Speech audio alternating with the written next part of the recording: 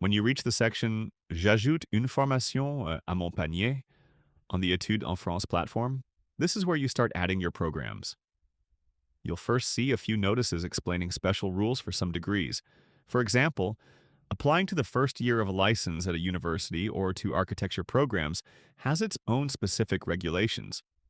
So make sure to check the Règles de constitution du panier link if you plan to apply there.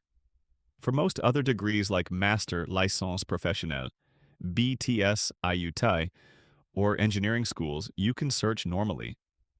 In the search bar labeled Je recherche des formations, type what you're looking for. For example, Master Informatique Paris or Master Chimie Nantes.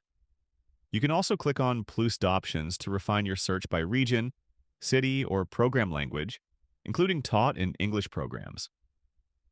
Once you click Recherche, you'll see a list of degrees like Licensed, Master, or Diplôme d'Ingénieur.